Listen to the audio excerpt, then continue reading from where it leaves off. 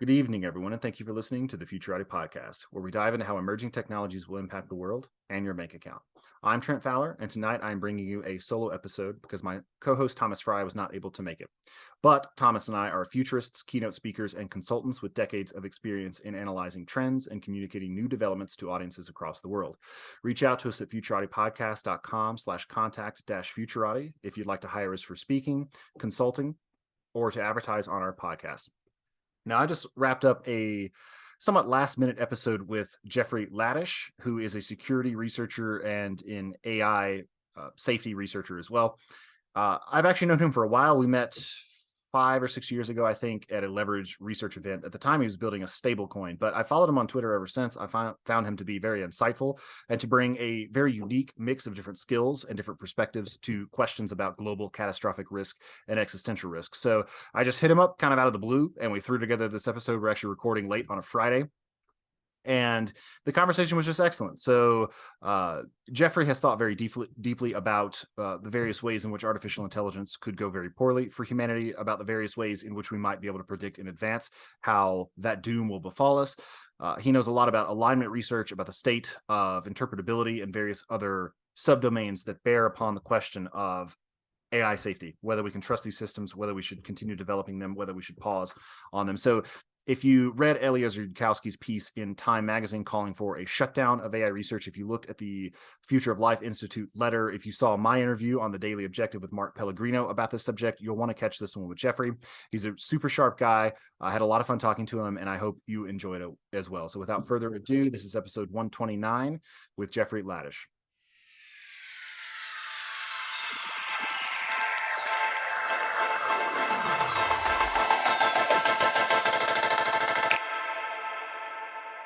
Tonight, we're joined by Jeffrey Ladish. Jeffrey runs a security company called Gordian Research, which provides operational security consulting services. And he spends his remaining time thinking about new and old ways of working together to build communities, governance systems, and ultimately a thriving and robust civilization.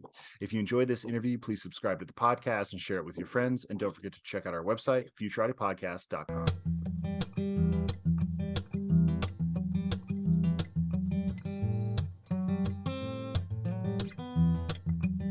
Jeffrey, thanks so much for being on the show. Yeah, great to be here. Let's hear a little bit about your background, your interests, and what brought you to working on the problems that you're working on today. Yeah, totally. So my background goes back, 13.5 billion years ago, but we can skip some of the preamble stuff. You're going to do that to me? I studied evolutionary biology in my undergraduate, and then I sort of encountered Nick Bostrom's work as I was thinking about human extinction risk, and realized that Nick Bostrom had already done a bunch of work in the space, and I was thinking about that a lot, and sort of became interested in nuclear risk and risk from biological weapons. And at the same time, I was getting into information security. My college had like a hacking club, so I started getting into that. I was like, this is maybe a useful skill that I could apply towards some of this existential risk stuff. So I went and started working in tech and doing security engineering work, and then since then, I've sort of done a combination of research into various kinds of catastrophic risks, and then sort of working in tech. And then eventually these came together about a couple of years ago. I started helping out on the Anthropic security team and just trying to understand what are the main risks from AI and how do we defend against them. And then since then I have sort of started my own project to how do we do good risk assessments and then communicate these risks to the public and policymakers so that we can somehow survive this interesting transition. That's fascinating. So it sounds like you originally started with a broader focus on global catastrophic risks and then zeroed in on artificial intelligence being either unique in some way or uniquely dangerous. And I wonder if you would endorse that framing of it, and if you could walk us through why you think that in particular. Why didn't you go into engineered pathogens, given that you have a background in biology? Like, why artificial intelligence in particular? Yeah, no, that's basically right. I spent maybe a couple years on sort of each category. So initially I was like, I want to really dive into nuclear risks. And I think in part because it felt the most concrete to me, where I'm like, okay, well, nuclear weapons exist. Like, no one denies they exist. We've done nuclear tests. We can see, hydrogen bombs are incredibly powerful. And and people were talking about the potential existential risks from them. And so I wanted to look into that. And one of the things that seemed uncertain to me was like, how bad would nuclear winter be? And I ended up spending a bunch of time looking through the literature, which is not a, it's not a lot of literature. It's like less than 10 papers that are looking at the potential like climate effects from a nuclear exchange. And sort of the estimates range from extremely catastrophic, such that it could kill most people on Earth, to just merely pretty catastrophic, where maybe the cooling effects wouldn't actually be that bad, but the direct effects from nuclear war would still be obviously pretty awful. But even the people who are most pessimistic about it didn't think that nuclear winter would actually kill everyone.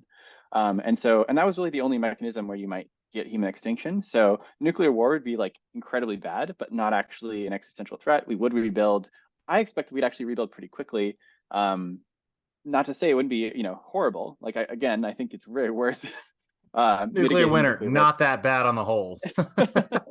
Well, I mean, that's the interesting thing. It's like compared to, I think, what we're dealing with AI, I think that's actually true. On the bio side, I think it's a similar story where engineered pandemics could be pretty awful, and there's other kinds of biotechnology that might someday pose an existential threat, but we really haven't gotten there in the tech tree yet. So, like, yes, like vaccine-resistant smallpox would be terrible, but it wouldn't be the end. We can do quarantines, we can figure stuff out. COVID was bad, and you can imagine, many orders of magnitude worse, but like it's still all pretty survivable. So yeah, again, real risks to mitigate there, but it's not the case that in the default case you get human extinction. Whereas I think that with AI systems, at some capability level, I do think the default case is like AI systems take over, humans are permanently disempowered, probably dead, not clear.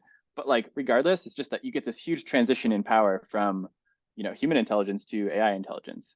Yeah, double acronym of AI. Yeah. Anyway,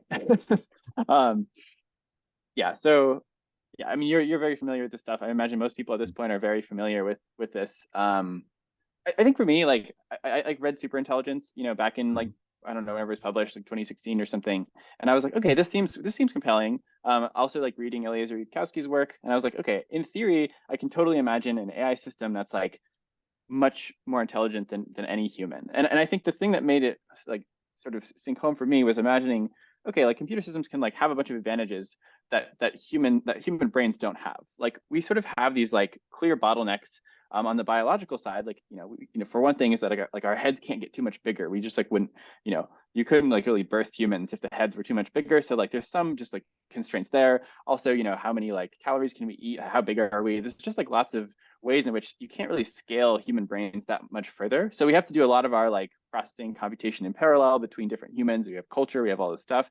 I mean, it's really impressive that we can like build rockets and like send them to the moon and such.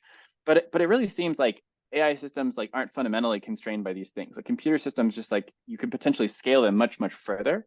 And then there's this question of like, okay, well, like if you can add more computational power to a system, could that get you just like more and more intelligence? Like, is there a way to just keep pumping the intelligence crank? And I think I was like, oh, in theory, this seems true. And then GPT came along, and I'm like, wait, oh, I guess in practice this is true. And this is, I think, this was a big shift for me. Where like, I don't know, I read Scott Alexander's like, maybe GPT-2 is like the sort of like start of like on the path to AGI. And I was like, I don't know if this is true, but it seems plausible that it could be true. And then GPT-3 came out, and I'm like, holy shit, yeah, okay, this is true. Like it's not clear that we will actually get all the way to this like fully general purpose intelligence that can do everything humans can do better than humans can do just with the GPT architecture. But it's not crazy. And I think with GPT-4, we see this like really powerful, really sophisticated reasoning happening by the system. And now I'm just like, yeah, well, clearly we can keep scaling, and we'll keep getting like more intelligence of some kind. And I think I'm now at the point where I'm like, yeah, I mean, it just really seems like, within the decade, but like, if maybe we run into a bunch of barriers and it's like 2 decades, but it seems just like very likely that we're going to hit the threshold where it's like, yeah, we can just like get AI systems to do everything we can do. And I really do mean like everything. Like I just like don't see anything that humans like should be able to do better than an AI system could do. Like it doesn't seem like there's anything that's like particularly special about like our architecture or like something about the way that we evolved, the way we were trained, that you couldn't eventually like get an AI system to do. And like if that's the case, Yeah, I mean, if that's the case, then you just get this big transition between, in terms of like power, in terms of like what, like, yeah, I feel like there's like something where it's like hard to communicate, where people are like, okay, well, like, why would the AI systems like want to do things we wouldn't want to do? And I feel like that's like maybe not even the right question. It's like, and part of the question is just like, who is like in control of the world? What force in the world is like responsible for most of like what else happens? If you imagine like an alien civilization came along that was just like at a much higher technology level than we were, and they came to Earth and they wanted stuff, then it's just like, well, yeah, like you're like, we should sort of expect that whatever happens is going to happen mostly based on the preferences of like what these aliens do. And I think that the same is true for AI systems. And so it's like, yeah, maybe one question here is, and I go, oh, by the way, feel free to interrupt me. I feel like there's like lots to say in this domain. Oh yeah, tons. But like I think one question people have is like, oh, like, will these systems have goals? Because right now you like play with Hmm. GPT-4 and it's like, yeah, maybe it like wants to like help you answer your questions, but it's not like a super clearly goal-directed system. It's mostly just like answering questions for you, or like writing scripts for you, or like writing, cool poetry that also is a proof of something. Right. But, Yeah. but you're like, okay, that's like not super goal directed. It's not like we think that this is like something that has a world state in mind that's trying to optimize really hard for. Um, but it seems to me that like things that have goals end up being economically very useful. Like, one thing I would like to have GPT-4 do is like, help me make a website. And right now I'm sort of like the whole way through, I have to like give it feedback of like, okay, I actually want you to add this feature or add that feature. I would love for it to be like, hey, can you just like ask me questions about what would make a better website and then just like go out and do it? And like if you need to go get more information, ask someone else and like hire someone to like, help you with other things. And if it could just like go out and do that, that would just be like way more useful to me than what it currently can do. And like I'm like, oh yeah, well that would be like very agent-like behavior with like goals, where like its goal is like make an amazing website. And it like it doesn't need to check in with me each step of the way because it like has this objective in mind. And I'm like, yeah, well, I bet we'll train AI systems to do that. Like people are already kind of trying to. Yeah. And we can talk about some of the ML, part of that. But I'm just like, man, that just sure seems economically useful. So my prediction is just like people will do that, and then you'll have like more and more goal-directed systems. And then yeah, eventually you get, super intelligent goal-directed systems. And that's the point where I'm like, cool. Now you have this fundamental asymmetry between human power and AI power. And that's to me where all the existential risk comes from. It's just like you have this huge power asymmetry, and you're like, man, I sure do hope that those AI systems like really want the same things we want for us.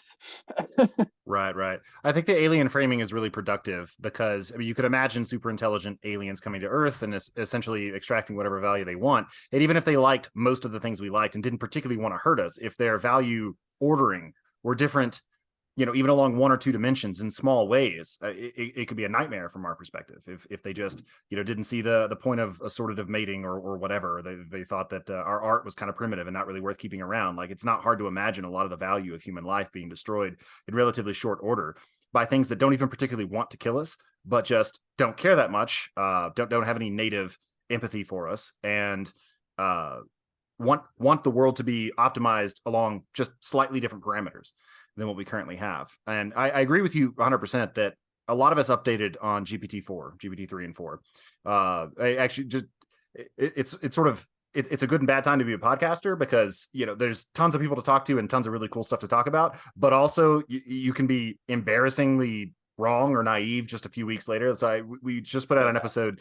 We just put out an episode on how GPT-3 is not going to take all the jobs, and I don't think it will, and I don't think GPT-4 will either. So if that is the hard stop on this particular paradigmatic approach to creating generally intelligent systems, then I don't think we have a lot to fear. The problem Yep, is in the discontinuities, and so I uh, agree with I you. don't know if Yeah, I don't know if you watched the show Supernatural, but the guy that plays Lucifer in Supernatural, Mark Pellegrino, he also co-hosts a podcast, and I was just on his podcast earlier this week, basically making the same case, and I made it along similar lines. I said, so on the one hand, we know of exactly one human level intelligence that has the sort of open-ended agency that humans have, and that's yeah, human beings. We came yep, about as a result of a blind, largely brute force or entirely brute force optimization process, evolution.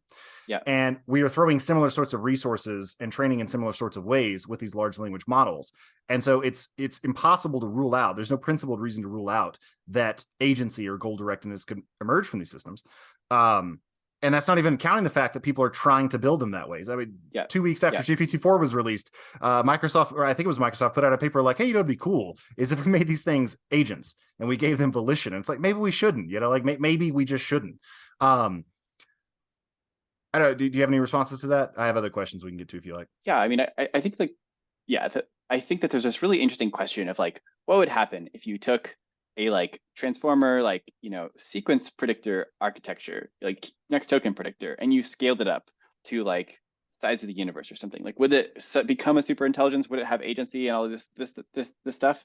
And the answer is like, I really don't know. Like, that sounds like a super weird system, and I don't know whether it would do that. I think I like lean towards thinking, yes, you might get like weird emergent agency from like the incentive of predicting the next token. And like all of this stuff seems very interesting and also like not really necessary in terms of like I think it just like doesn't actually have that much practical implications for risks because of this huge economic incentive to build agents. So I think that like it just seems very overdetermined that people will try to do this. That being said, I'm not saying that people should like, I'm like, please don't like, please like don't rush ahead to do that thing. It's like, oh my goodness, like let's only build agents once we are like once we have like really good interpretability tools where we can like really understand it, Right. like goal systems and like understand like how what is the ontology of this network, like how can we actually like understand every aspect of superposition and like how concepts are represented and stored and relate to each other, and like there's like so many questions I'd want us to answer before we really dove into agency. But I do expect that's what I want to happen, and then what I expect to actually happen is for people to just rush ahead with these experiments and try to figure out how to in particular try to train models to act in more agentic ways. You sort of start with like tool former, right, where you're just like, okay, how do we get the language model to use tools? Like tools seem like a really natural extension. Like language models can't do math well. Well, calculators can do math really, really great. Like, can language models use calculators? Like, yeah, it turns out they're really good at using calculators. Calculators are very easy to use. They can also like program. So they're very like they can interact with APIs better than we can for the most part. So it's just like, all right, great. So like that like already sets you down the path of agency, right? Like, but when you're using tools, you're getting output from tools. You're like doing more stuff, and then like you just want it over longer time horizons. Yeah, so I sort of think that, and I also think that if you look at like what the business model of like OpenAI is, but also Anthropic, and also anyone who's trying to productize like AI assistants, which there's like people currently talk about chatbots, and I'm like, yes, they are chatbots, but I think chatbot is sort of underselling what they are. Right. Where I'm like, these are sort of general purpose assistants that can help you with nearly anything. They don't just talk to you; they can also like do actions. And like OpenAI's plugins, for example, right, where they're like, hey, or just ChatGPT, the ChatGPT plugins, where they're like, hey, you can connect these tools to these other, to these language models, to these other tools. So yeah, I don't know. I'm just like, it'd be interesting, like, maybe there's a question of prediction, like, will this turn out to be hard? Like, I don't actually know. Like 4 years from now, it may be the case that we have these like really powerful agentic systems, or it may be the case that we have like, GPT-6, which is like much, much better than GPT-4 and is like superhuman among a bunch of domains, but like still kind of sucks at like actually like maybe you can like give it a database and it can like kind of do tasks, like, but like maybe after a while it sort of like falls off and you really have to correct it. And I really don't feel like I can like make a strong prediction here. I'm like I'm maybe 50-50 on this. Like in 4 years, I'm like 50% chance we have like really agentic systems that are like getting scarily close to AGI, or 50% chance that we have like narrowly superhuman systems in a bunch of ways that has a lot of generality, but like for some reason it's still kind of hard for them to do the like sharper sort of goal-directed tasks. I don't know. What do you think? I more or less agree. So I've made I've made similar sorts of arguments in a couple of different contexts where we really don't know enough about the dynamics of the emergence of agency, what that looks like in a system that's evolving, what sorts of pressure specifically led to that. I don't know that we would understand the component parts as they come online. And to your point about interpretability, I very much hope that that field receives a huge boost, because we just don't have what we need to inspect the way these systems are evolving. Like if you were just looking at the floating point numbers, the matrices of floating point numbers, like you'd have no way of saying like this is a vague goal, this is the analog of a concept, this is some capability coming online. This may be infrahuman, but there's a clear pathway for it improving and getting a lot better. And for all those reasons, like basically my case with Mark was I didn't try to make the full Eliezer Yudkowsky case or talk about utility functions or the space of possible minds or anything like that. My case was just that we are throwing enormous amounts of compute and training at these systems. There are clear discontinuities, and we have no idea what the next step will be. We have no principled reason for ruling out agency evolving in them. And we wouldn't necessarily know what it would look like if we were 3/10 of the way there. Once it starts building its own, factories, we have a pretty good indication, right? But Yeah. what do the intermediate steps look like? And do we have any reason at all to assume that it will take a while on that path? And I think for the most part, no, we don't. And we have no idea what we're doing, really. We don't know what these systems are capable of.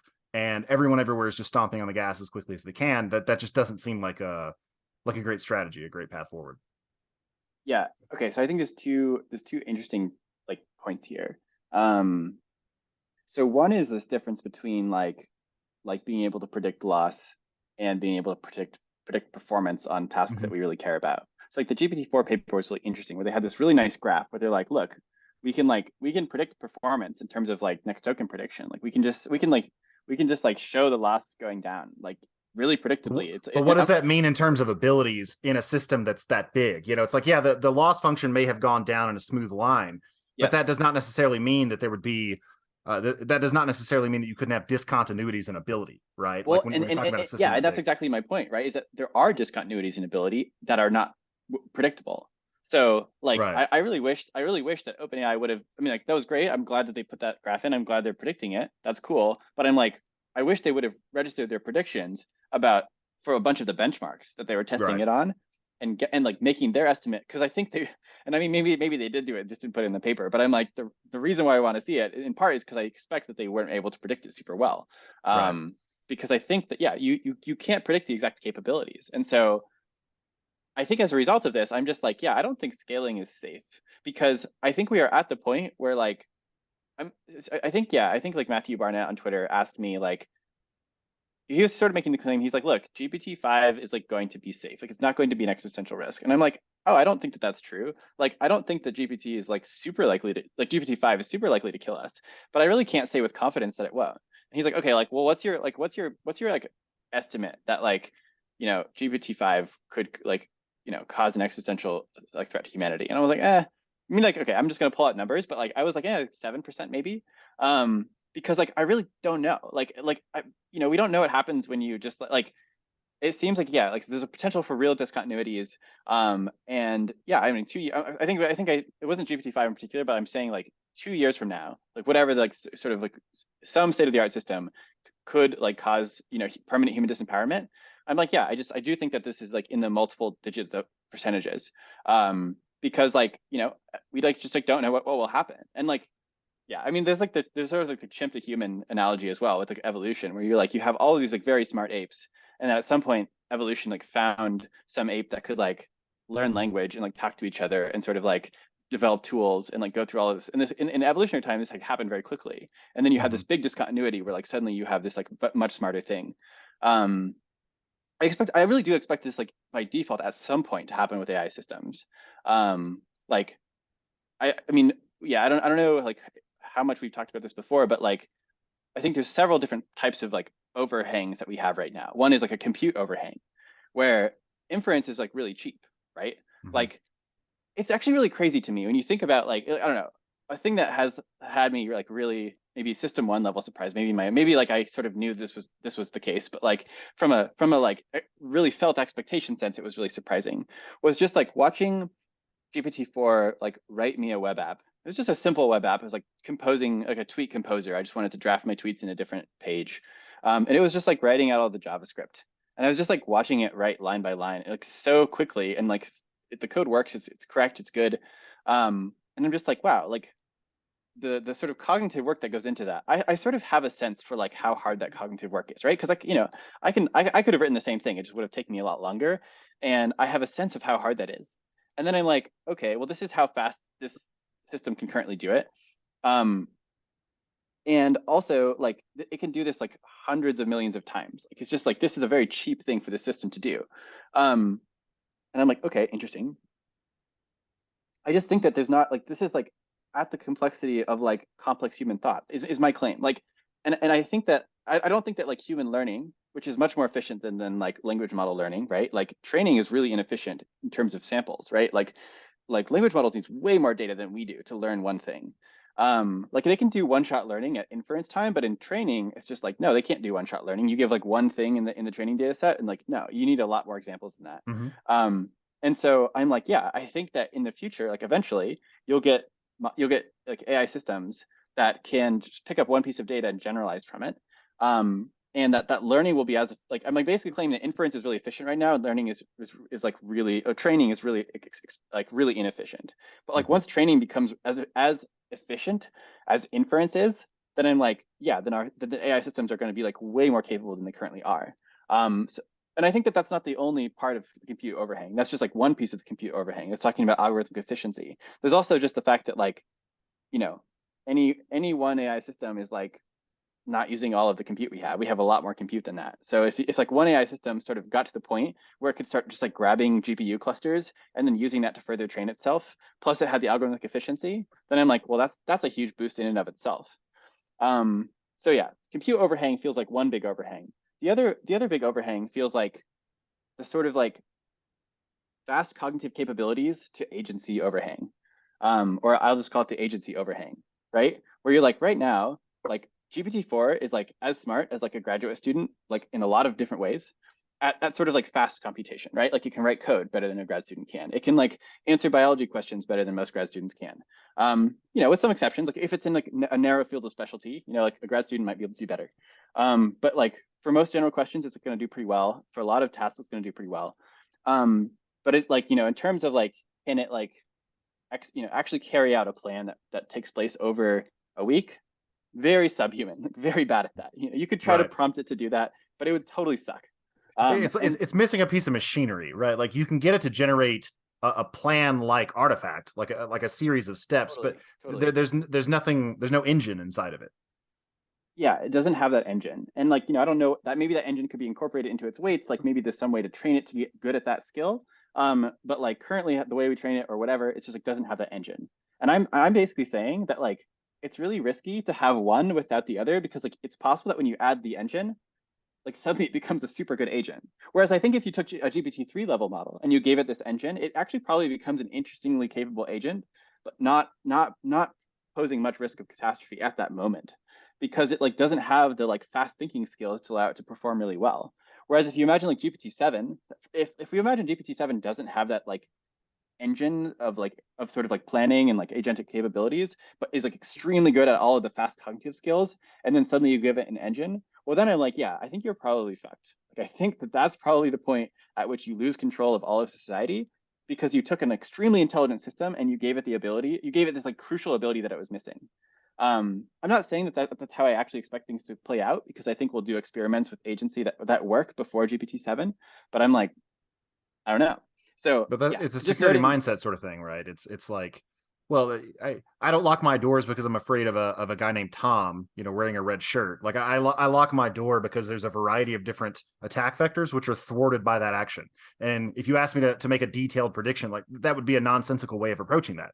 Like if I say, "Do you lock your door at night?" and you said yes, and I said, well, Yes. tell me the name of the man you're afraid of. Like that's silly, right? That's not why you do that. That's not how you approach that. And I think that on Twitter, I often see people pick apart the specific scenarios that somebody like Eliezer proposes. It's like, but nobody's saying that's how it will happen. Like it's not a prediction in that sense. It's just a scenario that occurred to a human level intelligence that, is slightly to the right on the bell curve, but not really all that impressive in the space of what's possible. Yeah. And I think this is a very important point, which is that like right now we can see like so many different realistic failure modes, like realistic failure pathways. And in like to me, it seems like if we keep getting this like really powerful AI advances, failure seems pretty overdetermined. Um, and I think it's like pretty easy to sort of like make this case because you can just like, yeah, you can point at all of these different things. I think Eliezer often points at like sort of the things that he thinks are most likely to happen, and he has a lot of like intellectual honesty, which I really want to respect. So, and this is like why he talks about nanotech so much. Is he's like, look, if you're a super intelligent system, nanotech just makes sense. And he's like, I think fast takeoff is very likely. So he thinks that like basically being able to do the algorithmic improvement happens so quickly that like you like sort of eat up this like algorithmic overhang and compute overhang, and you get to the point where you can just like build nanotechnology, where he's like, this seems like the most likely thing. I'm like, man, I don't know much about nanotechnology. I don't know that much about how much algorithm. I mean, I do agree that there's probably a lot you can get from the algorithmic improvement stuff. But I am like less convinced that you can bootstrap to nanotechnology so quickly. But it's like, well, this is not actually a crux, right?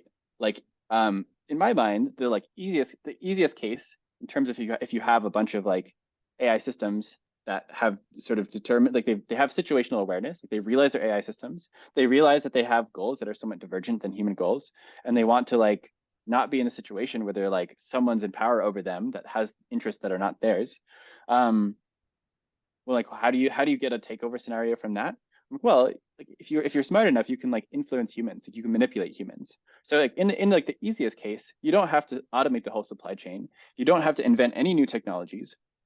All you have to do is just like manipulate humans effectively and get them to do the things you want. And that can be through economic means. You can like make a lot of money and then pay people. It can be just through sort of standard like psychological means. You can just like influence the executives at your country by giving them plans that seem to work really well for them and like giving them really good arguments for like why the things you're doing are going to be great for the world. You can like tell all the existential risk researchers that you're going to mitigate existential risks really well with these like really great plans. And then like great. I mean like if you're just like good enough at doing this, like you don't need new technologies. You just need to be able to like get humans to do what you want them to do. Now, this is probably not an efficient long-term plan. Eventually, you probably want to automate your whole supply chain because like humans are not the most efficient kind of workers. I think some people are like, well, aren't we useful? Like, won't AI systems keep us around forever to do like manual labor? And I'm like, I don't think so. I think like, at some point you're just going to make robots that are much better at humans at doing like mining and building GPU factories and building, von Neumann replicators and stuff like that. But that might be a while. I mean, it might be a while. I think there's like some world in which this is like happens over decades, and then there's the like Eliezer Yudkowsky world, where it happens over like a few weeks or less. And I think both of these are plausible, but it doesn't actually matter because the point is that like the mistakes that we made were far before then, right? Like the mistakes we made were like letting AI systems get so powerful that they were able to like outpower humanity through, whatever method.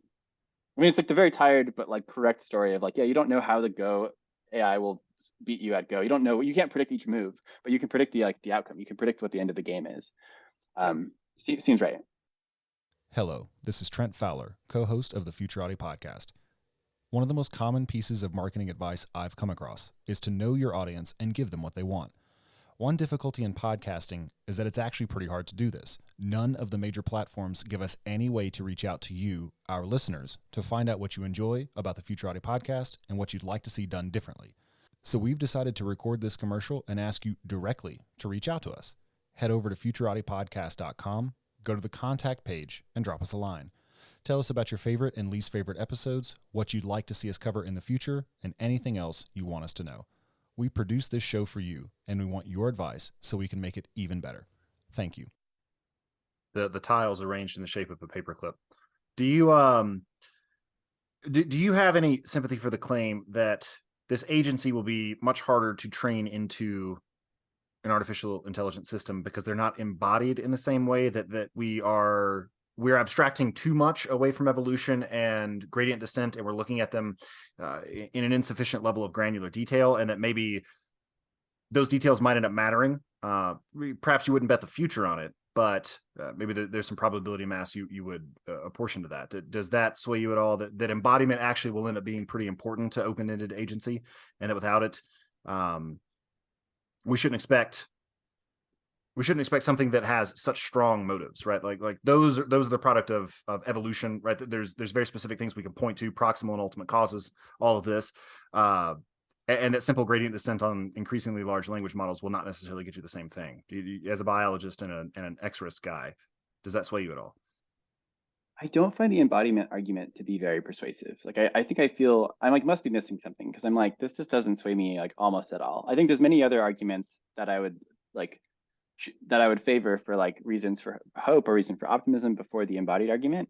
In part because I just think that like, we already have like GPT-4 can just clearly generate like world model. You give it like a maze and it can totally like it can like draw you a map of the maze just based on what actions it takes. So like it's already capable of a world model. Like it's capable of like world modeling and then like taking actions. And I just like I don't really see what embodiment like ads. I could sort of also note that like multimodal models can totally control robots and stuff. So you could you could just like once you could just like scale up language models and like sort of get embodiment. Like I'm like in some sense I don't know that there's like a clean distinction between embodiment and like sequence prediction trained with RL or like because like you know I'm like if you're controlling an Atari game, like is your Atari controller embodied? Like, well, not really, but you kind of have you have actuators and you have an environment, and you get feedback from the environment for your actuators. So like maybe Sure there's a looks a lot question. like it. Yeah. Yeah, there's like some question like, well, how complex is the environment? And then, but then I'm like, man, if your environment is the whole internet, I'm like, that seems just as complex as anything evolution was working with. Like, sure, maybe the type of complexity is not like motor function, but I don't see why motor function is a special class that we should like put like really, really favor compared to like, yeah. So I guess I just don't see anything particularly special about like motor, like physical world navigation motor based environment. Like if the thing is like complexity of environment, I think that that's a real thing. And I actually, but like it's just not persuasive to me because we're training these models in really complex environments. Well, you referenced at the outset that there were other arguments that you might want to utilize if you were making the case for hope. What are some of those? What's the best steel man of the idea that we don't have much to worry about here? Yeah. Well, yeah. Sometimes people are like, well, take the outside view of like, most people think that these things, most people think that like, or people often say like, this technology will like cause huge catastrophe. Like and like usually it doesn't. Like usually it's actually fine. Even with nuclear weapons, people are like, this is going to be the end of the world, and like here we are, we're fine. Um, I think that this works a little bit if the thing that happens with AI is that we end up hitting these like big bottlenecks, or we hit these big barriers, and like scaling doesn't continue to work, and like we use up all the data. So I don't know. It's like I don't really buy this from an inside view at all, but from an outside view, I could be like, sure. Let's say that we can't achieve super intelligence for a really long time. Then I'm like even like strong AGI from a really long time. Then I'm like, sure. If we can't achieve that, I don't think GPT-5 like it might be very disruptive. I don't think it kills everyone. We can clearly point to current limitations, the limitations of current models. And I'm like, if it's just that, but like a little better, then I'm like, yeah, we're like, it's not an existential threat. The way I don't buy it is people are like, super intelligence, it's just another technology. So, it'll be like, look on priors, it'll be fine. And like, no, you can't use priors when you're trying, like, you've already assumed something that is like so drastically different than anything we've had before. Right. That I really don't buy the default case. So like the thing I really don't buy is that we get super intelligence and by default it goes fine. I think I'm like more sympathetic to a position of being like, I don't know, maybe super intelligence is really, really hard. Or like maybe there's an intelligence ceiling that's like a little bit above humans. I don't buy this from an inside view at all. I'm like, I think there's lots of reasons to think that like there's not some natural intelligence ceiling that's right above humans. I mean, okay, so one argument for why you might actually see something at least temporarily look like this is that GPT-4 is trained on, or GPTs are trained on human data, like the inner text data from people, and so like they're training to predict humans really well. So you might imagine that like a lot of the hard work that's being done cognitively is sort of bootstrapped off human understanding, and at some point you've just done all that bootstrapping you can, like so you can provide more computational power, and you can provide more data, but the data isn't telling you that much because you're already sort of figured out from all of the data like what you've like generalized as much as you can from the corpus of human output.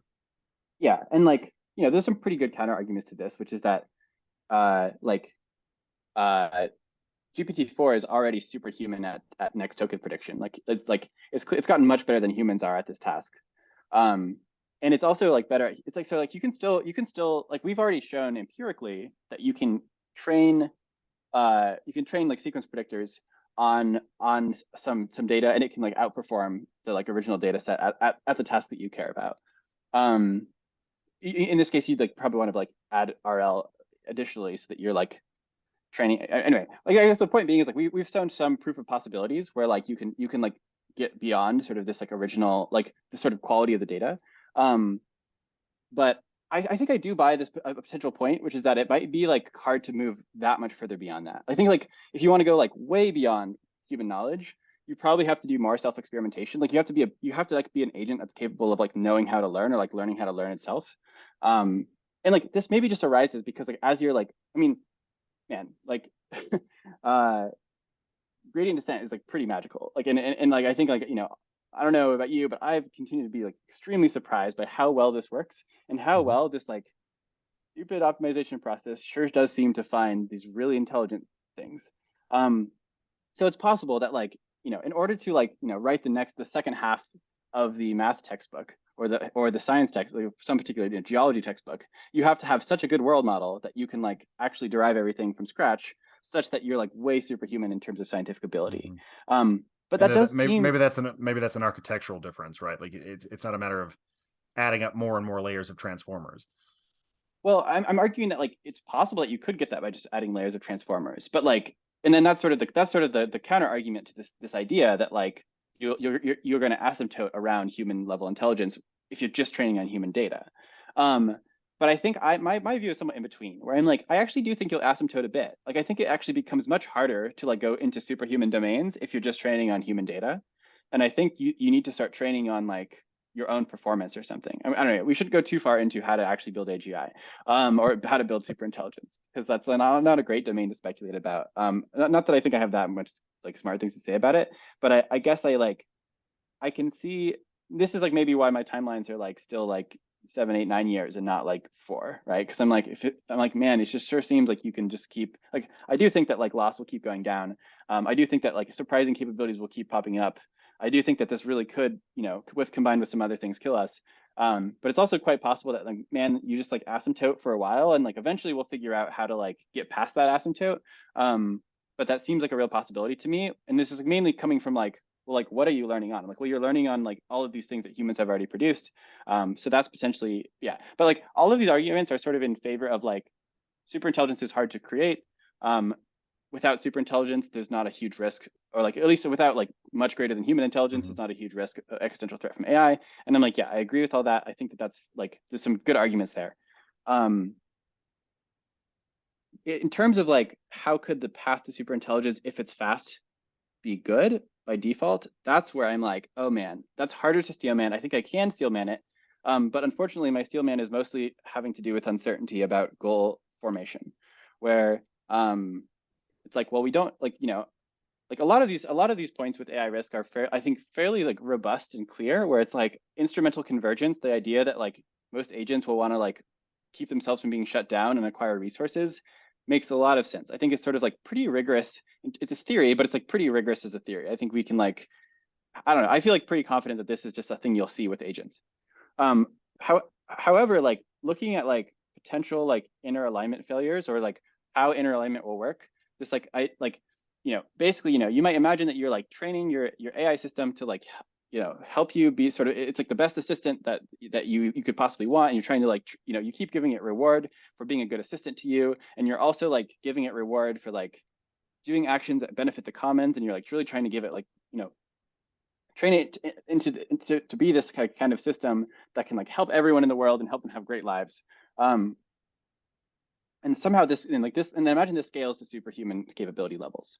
Now we have to ask like, well, what are the goals of that system? And the thing is like, I'm like, I don't know. I don't fucking know. Like, I think my prior is like those goals are not super well aligned with ours, because I think there's lots of ways that process can go poorly. But I can't give you, I don't have super concrete like, or like robust theoretical reasons to think it goes in like one way in particular. There's arguments you can make about like goal space potentially being large, like how like we can like look at RL systems that are trained in like one environment, and then you give them another environment and they like fall over, or they like they optimize for a really weird thing that you didn't actually want. I think there's plenty of literature about this, and there's plenty of arguments about this, but to me this is like where the most of the murkiness is, where I'm like, yeah, but I can't tell you what failures I actually expect to happen. And I'm like, I've been trying to think about this a lot, because this is, I feel like, where like most of my confusion is, where I'm like, because I think some people who are like quite smart, they're like, well,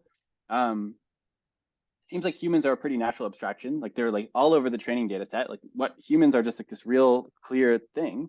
And it seems like you could like say like let's have humans, let's have good things for them. Like, like go and make that happen. And I have my Eliezer Nate shoulder model that has all sorts of objections to this. Like, well, like what is a human? And like when you say good things go well, like what do you mean? Like are you going to like ultimately like solve all diseases? Well, diseases were a pretty natural part of humans. Like how did you separate up the disease part from the human part? And like what about aging? Does that mean that you like aging seems like a pretty natural part of humans? Are you going to keep aging around forever? Like is that good? Okay, like you want if you want to get rid of aging, suddenly now you have to have a human concept that doesn't include aging as an essential part.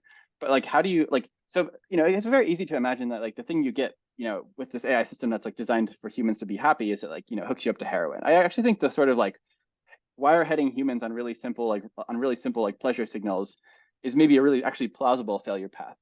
But like even the plausible failure paths to me are still like sort of like not rigorous, where I can't really give you a super strong justification for why it ended up there as opposed to somewhere else. So I'm like, maybe I'm wrong about how hard it is to actually steer an AI system towards a target that we really care about. That's the thing I'm like most confused about. So I guess like if I the agree. problem turns out to be Yeah. easy, then I think it's like in that domain somewhere. It will probably be something like that it either doesn't optimize as hard in that way, or the abstractions it forms over the training data are reasonably good, or possibly it just doesn't hold them in quite as strong a way. Like it's not fighting for its life. That would require you to reject some of the force of the instrumental convergence thesis. But I wouldn't rule that out either. Are you enjoying this episode of the Futurati podcast? If so, please like it, give the show a 5-star rating on Apple Podcast, Spotify, or wherever you get your podcasts, and share it with your friends. By far, the best way to help us grow is to spread the word on social media, which will expose our content to more people and help us continue to bring you interviews with world-leading experts in AI, quantum computing, cryptocurrencies, and so much more. Thank you in advance. I wanted to ask you a little bit about the discourse around safety. So in researching for this interview, I read a little bit from your blog. You had some comments about the dying with dignity strategy. You didn't think that it was super useful. And you also noted that sometimes Miri goes too hard on shooting down alignment propositions. What tweaks would you make to the way we're talking about these things for it to be a more productive conversation and ultimately boost the probability that we survive the transition? Yeah, I mean, on the dining with dignity stuff, I think I mostly didn't like the framing emotionally, where I'm like, it doesn't feel like useful to like just think about how to like die better. It feels useful to try to think about like realistic ways that we might find a way out. That being said, I don't think I disagree with Eliezer on the object level. I think we both agree that the thing you should try to do is like find the actions that you can take that will like maximize your chance of success. I think we're like both, or hit log probability of success or whatever. I think we're like actually both very much in agreement about that. And it's like maybe more of like a mood thing where I'm like, well, we got to rally people to do stuff. I really liked his time letter, because I felt like it was like, he was like, yeah, well, here's the thing I think it would actually take. And it actually kind of felt optimistic to me, where it felt like he was saying, yeah, there's things we could potentially do. They might be really hard, but like I'm just going to tell you what I think they are, as opposed to being like, yeah, we're fucked, might as well not even try. I mean, I know he's not saying that, but I think that people sometimes get this mood. So yeah, I don't know. I very much am of the opinion that like we're not dead yet. So like let's go and fight this thing, and let's like try to figure out if we make this thing go good. So just maybe it's just like a vibe thing. But that yeah, Vibes are off. Vibes are off. The Fedora vibes are off. Well, I mean, I think he's actually have gotten really better. I think he's like out there talking to more people, and I think it's great. And I think like one of the things I want to see in this space is like, yeah, just people going out there and like having the real conversations. I'm like totally happy for people to disagree. I'm like totally happy for people to just like say what they think. And I'm just like, yeah, let's just like try to engage with each other about what we actually think. I'm like that just like having a healthy discourse like that seems super good. Yeah. Because we'll rise or fall together, being humanity. Yeah, we're in it together for sure. I forgot what the other question was. Are there any directions in alignment research you find promising? I get the sense that Eliezer just isn't super on board with any of them, and they all have a bunch of kind of obvious failure modes. Has anyone made any progress at all? I mean, is there anything worth reading where it's like, all right, so maybe if this were 1,000 times better and we ironed out all the kinks, it would work, as opposed to just failing immediately as soon as we flip the switch? I don't feel like anyone has proposed something that's like, yes, this approach could really work. I think some people think they have. I think I disagree. Work I'm excited about is one of the areas is just interpretability. or like mechanistic interpretability, also anomaly detection. So like Chris Ola's team at Anthropic is doing this. And also, so Chris Ola is like one of the founders of this field where he's like, how do we actually understand what's going on, in these systems? He has a team at Anthropic that's doing that. Redwood Research also is doing a bunch of interpretability work.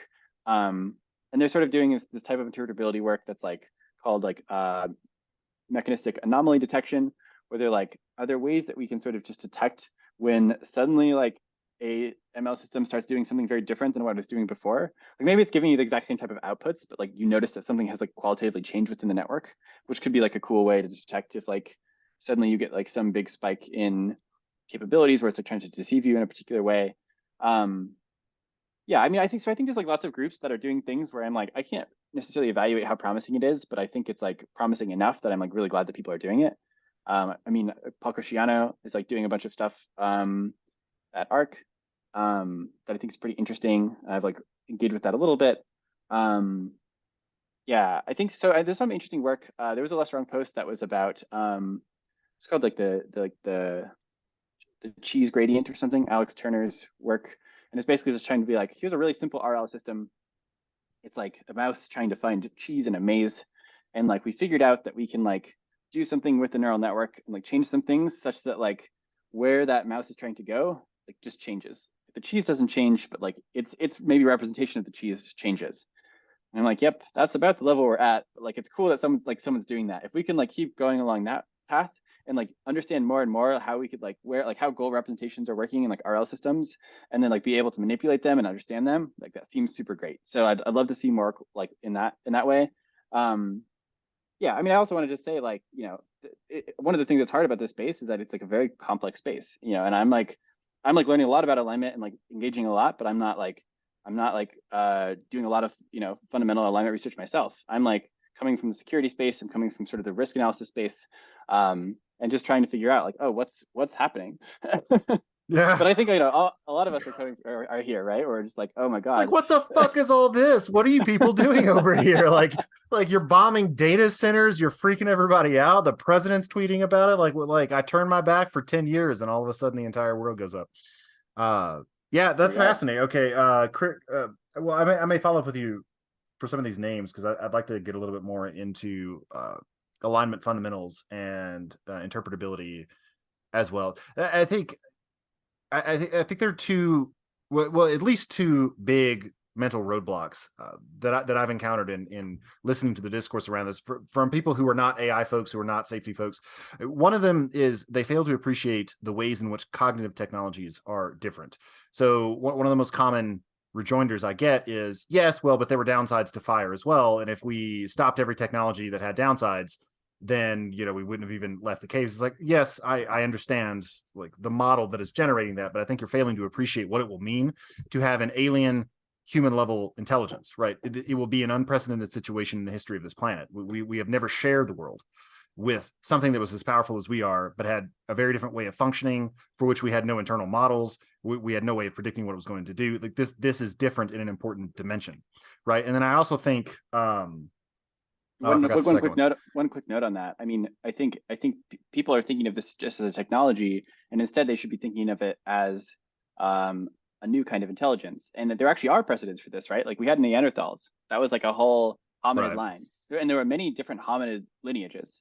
So like, in my undergraduate, I studied evolutionary biology, and I'm just like, there just were a bunch of hominid lineages, and they all went extinct except for us.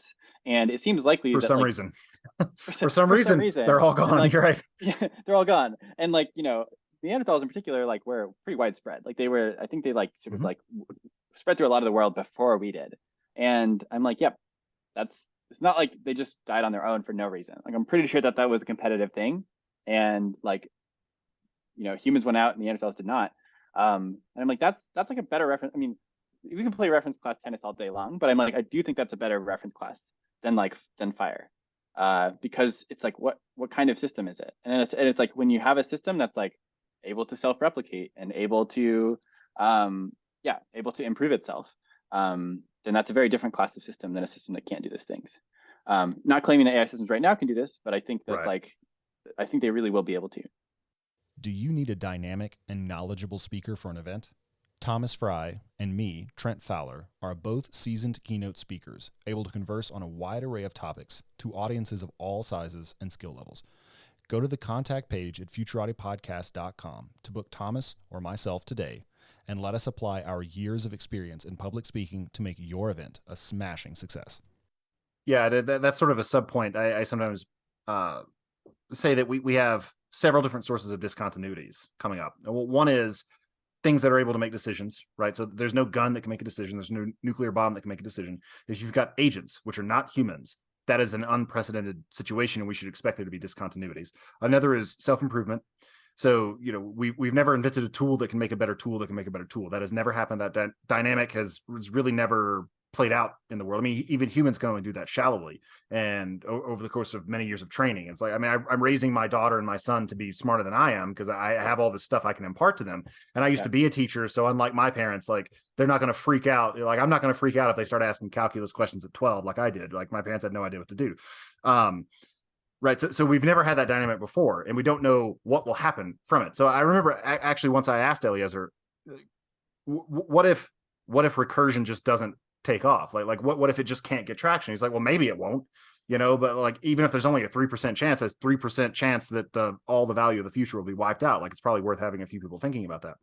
And then a third source of discontinuities is self-replication. So other than engineered pathogens or something similar, we've never built, a hammer that makes more hammers, right? So agency, self-improvement, and self-replication are all potential sources of discontinuity. And for those reasons, I mean, I think we need to approach the future with our eyes as wide open as we can get them.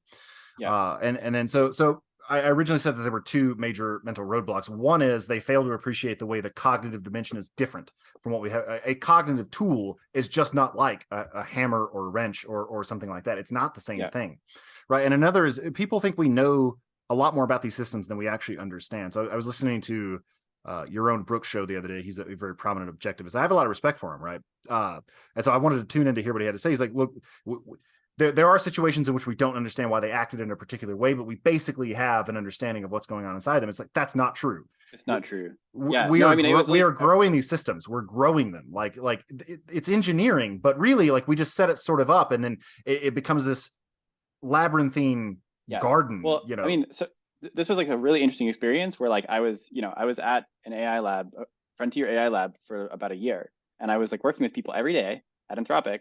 And I'm like, these are really smart people. They're like working with state-of-the-art systems, and there's Chris Ola's team, and he's like, he probably knows the most about how these systems work as anyone. I mean, has figured out how these systems work more than anyone else on the planet. I think this is probably true. And also, like, our level of understanding is so basic. Like, we can't say like, how is like dog related to cat? Like how is how do I mean, like we can like, sure, we might be able to say here's a neuron that like lights up when you like say dog, but like we don't understand like the conceptual representations in these systems. Like we don't understand the like how concepts relate to each other. We're just like, or what the analog of a concept is, right? Like are its conceptual abstractions like ours? Does its inductive processes work in the same way? Because all of that bears on the question of alignment. Yes. Right. So like what are its representations like? So we have I can't speak to this personally, but I know of people who think they've got this ironed out. Like they know what a concept is. They've solved the problem of universals. I know of at least one person who claims to have solved the problem of induction, like the Humean problem of induction. I can't really speak to that, but there's like this small group of people who think they have done that. Okay, even if they have, we don't know that the machines are doing anything that's analogous to that. And that has serious implications for how much we trust its long-term trajectory of behavior. Like if it's got some concept of goodness that we've worked really hard through RLHF to impart, like, does that work in the same way? Because I mean, you can have, a mechanical heart and a biological heart, they will not fail in the same way. Like these are different sorts of systems. At a certain level of abstraction, they are functionally equivalent, but that's not the same thing as saying that they're going to fail in the same way or grow in the same way, evolve in the same way. Like they're very different. The details matter in the situation, and all these little epistemological questions could have serious ramifications ultimately for how much we can and should trust these systems. Yeah, and I think it's like unfortunate because the outputs of these systems look so similar to the outputs of humans because we've trained them to do that. But if you look at the process that's producing these outputs, it's such a different process. Utterly alien. Like, Yeah. you know, it's just like it's trained in such a different, it learns in such a different way. And then yeah, it ends up, it's like, you know, it's predicting, it's a predictor. It's like it's predicting the things that we can predict. So it ends up having, you know, and it does end up having a lot of, you know, similar sort of like cognition that we do. I do think that there's a bunch of similarities between like how neural networks think and how we think. And yet it's also just like a very different process. It's a very alien process. Right. So it's like, and it's like hard for these things to be, hard for people to understand that these things can both be true at the same time. But I do think they are both true. Yeah, I feel like one of the things that it's just like hard for most people to understand is, or like the thing I would like most people to do if they could is just like, yeah, go listen to more AI research talk about these things, because I'm like, it like this like does not ever make me feel much more confident. Where I'm like, these are very smart people, and often they're very caring and conscientious and like want these things to go well, but like almost everyone in this field just openly admits most of these things. We're just like, yeah, these are not interpretable systems. We don't understand how they work. I mean, I don't know. Jan LeCun will maybe say things on Twitter about how being like, yeah, we totally know how they work. And I'm like, I'm pretty sure I'm pretty sure that you mean a very specific thing by that. That is not the thing that anyone else means. Right. It doesn't mean you can predict it. It doesn't mean you could like watch the floating point matrices in operation and say that's a rudimentary concept corresponding roughly to what we mean by kindness, right? Like, because that's what it would take, and you don't have that, and we all know you don't have that, and it's obnoxious. He knows he doesn't have that either. Like he's not confused about that point. He's just like making a rhetorical point about something else. But I'm like, yeah, man, you can talk to any deep learning researcher, and like they're gonna say these things. One more point on the concept, just like on the point about recursive self improvement. I think this is maybe a under talked about point, because I think most people who think that we are going to like achieve like strong AGI think that recursive self-improvement will happen. Not that it's like a small chance of it happening, but just that it's going to happen. I mean, the argument is extremely simple, right? It's just like, well, if you can do AI research as well as an AI researcher, then it's cheap, and it's cheaper than an AI researcher doing it, then like you'll automate more and more of that process. And then eventually you'll have AI systems making AI systems because it'll be cheaper. It doesn't, so I mean, there's a separate question about, will that rate be like, will there be like, you know, sort of strong positive feedback in there such that, I mean, there will be positive feedback. But you might hit like strong diminishing returns very quickly, such that like, yes, you still outsource all of your AI research to AI systems, but like they get slower and slower at it with each generation, or maybe they get faster at it. Right. And, you know, and no one knows. We don't have enough concretes. Like we don't have enough concrete examples of that dynamic playing out in order to form a valid induction over it. Like we haven't sampled from that reference class ever. Yeah, but part of my point is that we don't even need to know that for us to know that we still get a big speed up from this. Like even if the speed up is slowing down, it's still a speed up, right? It's like how the debt grows. It's like you didn't slash the debt. It's not growing as quickly as it was before. That's not the same thing. Like you are driving towards the wall slightly less quickly than you were before. That's not the same thing as going in reverse or stopping. Yeah. Fascinating. Well, we've come up on time. Do you have any hopeful notes you'd like to end on? Yeah, I mean, I think one thing is that like at the end of the day, like humans are building this technology. Like we are building AI systems. It's not like this is an asteroid that's coming for us. It's like this is a thing that people are creating. And I'm like, I think we can choose. I think in some ways we can choose how it goes by choosing like how to do it. So one thing I'm trying to push for right now is I'm saying let's like not scale as fast. Like let's like stop scaling for a while. Let's like understand how these systems work. And then let's go from there. And I think some people are like, that's crazy. Like that's impossible that we could do this. And I'm like, well, it might be hard, but it's not impossible. Like we are like humans are making these choices. Like these are all things that humans are doing. This is not some like alien civilization showing up to us and being like, you have no choice. I'm like, we actually do have choice. And so, you know, I'm like, well, let's choose to do this in a way that like has the best chance of working. Like in terms of like our incentives, I'm like, well, I think if we all had perfect knowledge about like what the risks actually were, then we would be very incentive aligned. Because like I'm like, this is like the biggest opportunity for everyone that we've ever had. Like it's so positive sum. Like, you know, there's a question about which things are like, you know, really positive sum. You know, people often point at like really cool technology that people make as like, hey, this is going to benefit most people in the world. And I'm like, it's this, but even more so. Like we have this like vast universe of resources that like basically this technology will unlock. And so I'm like, hey, like, you know, all of us want to avoid extinction. All of us want to avoid catastrophe. And like, if we succeed, we'll all get the benefits to this. Like no one's going to be screwed over by this if it goes well. And so I'm like, cool. Can we just like figure out what these real risks are? Can we like decide to go at a good pace? And then let's get there. I'm like, yeah, I'm not saying it's easy. I'm like, yes, it might be incredibly difficult, but it seems like it's a real possibility.